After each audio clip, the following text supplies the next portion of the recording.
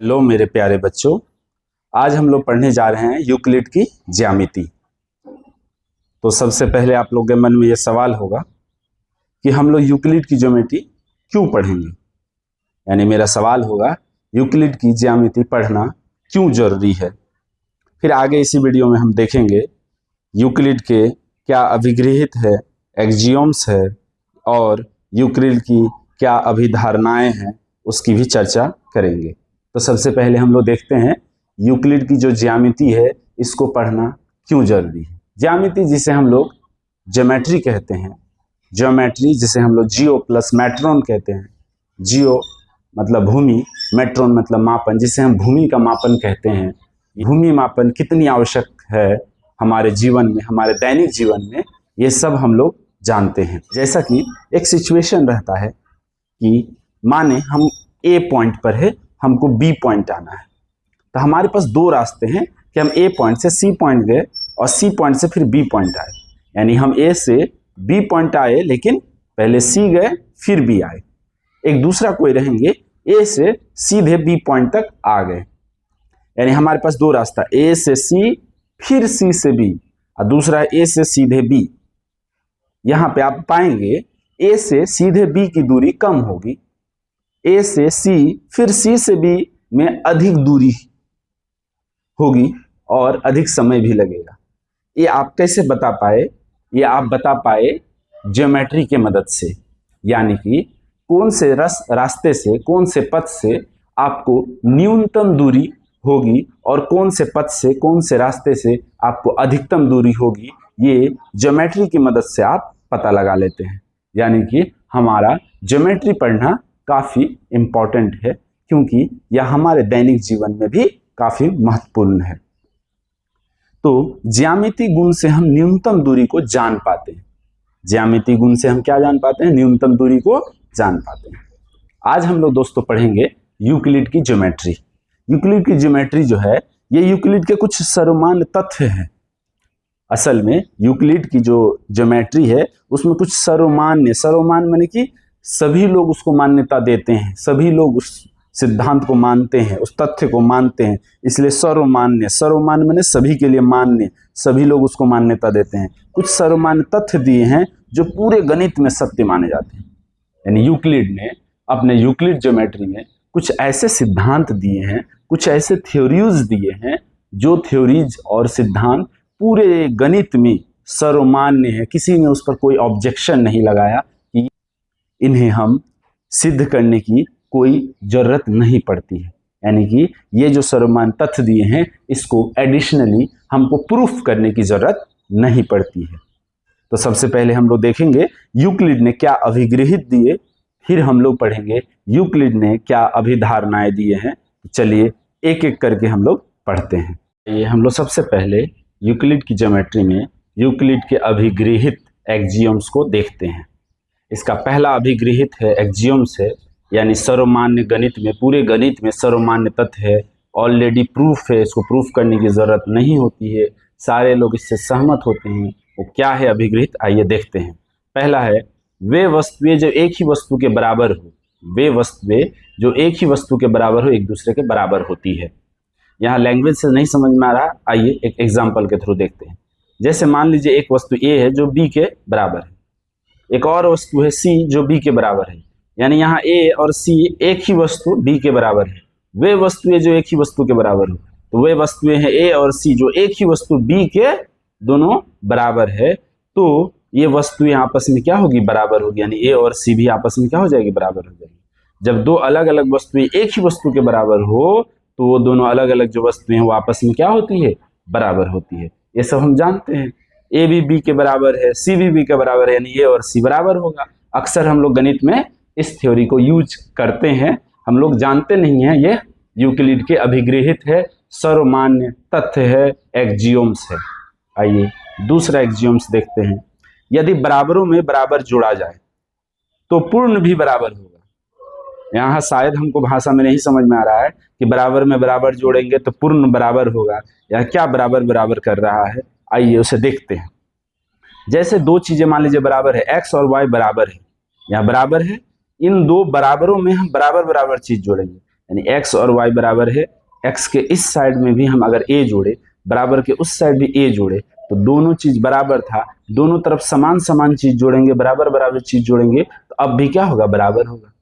हम ये अक्सर गणित में इस्तेमाल करते हैं, जब हम कोई सवाल को हल कर रहे होते हैं तो हम कहते हैं कि ये दोनों आपस में बराबर है, दोनों तरफ अगर 5 जोड़ देंगे, समान समान जोड़ देंगे, इधर भी 5 जोड़ रहे हैं बराबर की तरफ, उधर भी 5 जोड़ रहे हैं, सेम सेम दोनों में जोड़ रहे हैं, तो कोई दिक्कत नहीं होगी। वही कह रहा है कि दो चीजें बराबर है, दोनों साइड अगर सेम चीज जोड़ रहे हैं, इधर भी बराबर चीज जोड़ रहे हैं, इधर भी बराबर चीज जोड़ रहे हैं, तो कोई फर्क नहीं पड़ेगा, ये जो बराबर जोड़ के पूरा आएगा ये भी बराबर ही होगी।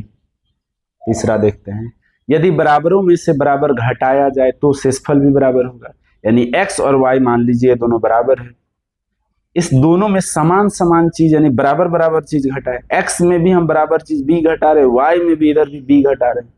अब घटा के जो शेष आएगा, क्योंकि x और y बराबर था, इधर x में जितना घटाए हैं बराबर चीज, y में भी उतना ही चीज घटाए हैं, घटा के x के बाद जो बचेगा, y के बाद भी घटा के जो बचेगा, ये शेषफल भी आपस में क्या होगी, बराबर होगी।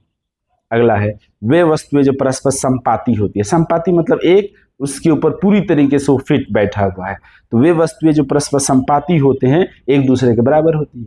या हम लोग संपाती रेखा दो चर वाले रैखिक समीकरण में पढ़ते हैं, एक रेखा है उसका ग्राफ निकाले, फिर दूसरा रेखा का ग्राफ निकाले, उसका भी ग्राफ उसी के ऊपर आ गया, यानी पूरी तरीके से फिट हो गया, तो वो संपाती है। तो जो संपाती होती है वो एक दूसरे से बिल्कुल वो बराबर ही होती है। जब संपाती का केस आता है तो बराबर ही होती है। पूर्ण सदा अपने भाग से बड़ा होता है।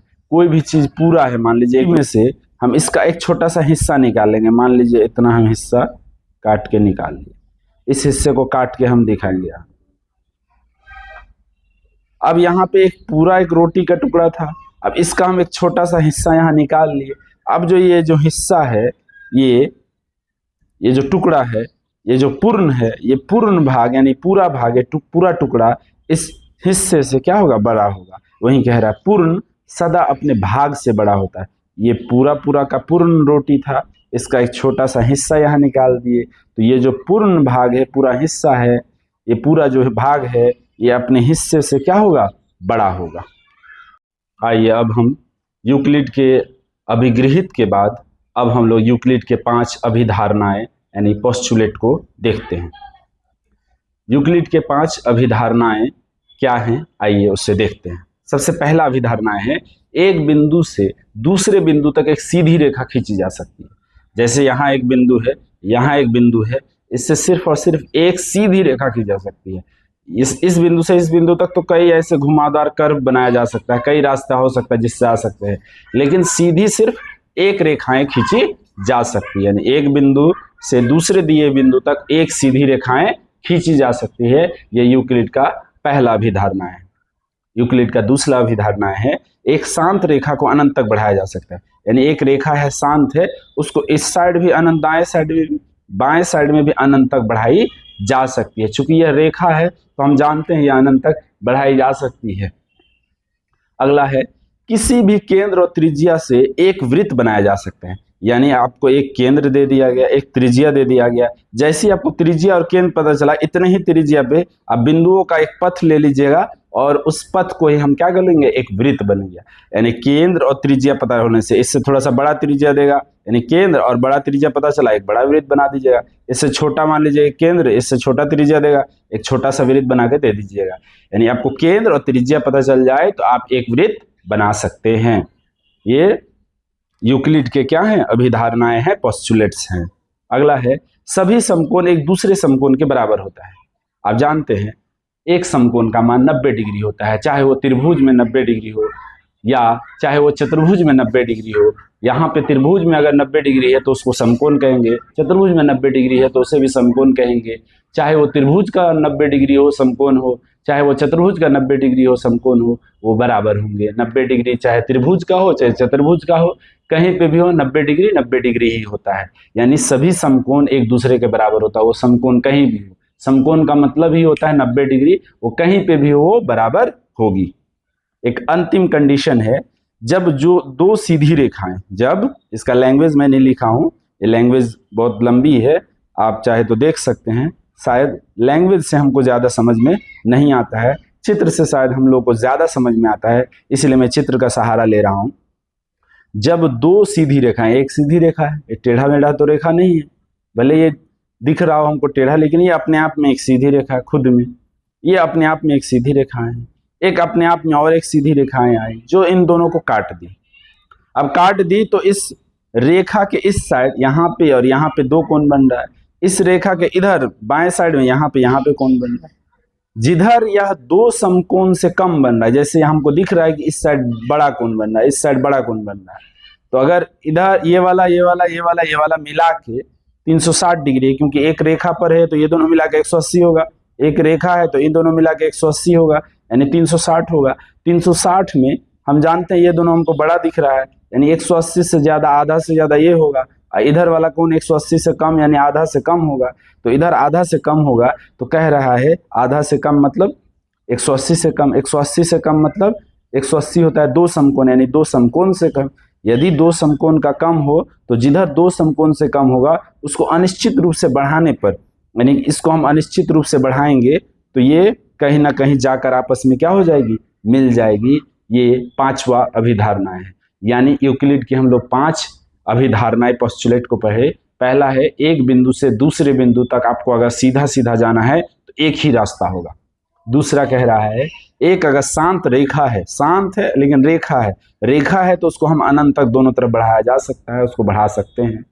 तीसरा कह रहा है आपको केंद्र दे देंगे, त्रिज्या दे देंगे, तो जितना केंद्र और त्रिज्या उतनी ही लंबाई पे आप घूम जाइएगा, एक वृत्त बन जाएगा।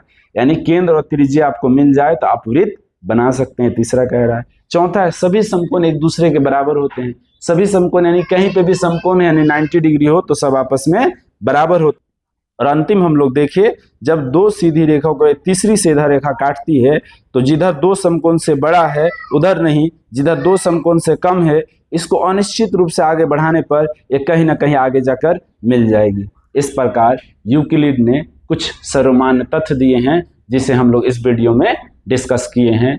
इस अभिगृहित को और अभिधारणाएं को सर्वमान्य माना गया है, इसे पूरे गणित में पूर्ण रूप से मान्यता प्राप्त है, तो आप इसे समझ ले और हो सके तो इसे याद भी रखें। आशा करते हैं आपको पूरा कंसेप्ट समझ में आया होगा। ऐसे ही वीडियो में अंत तक बने रहे और हमको सपोर्ट करें।